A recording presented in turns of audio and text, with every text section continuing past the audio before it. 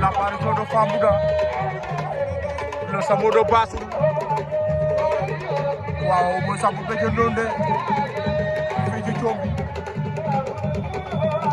Famouda bus Bassou rango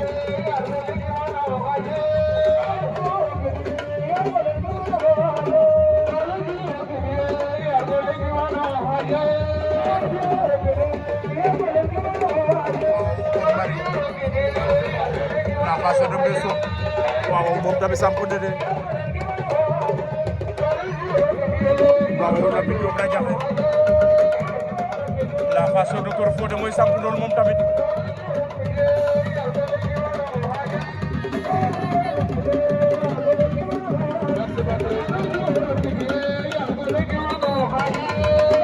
le Samo de Bassou la boobu moom Famouda wala Famara Sarr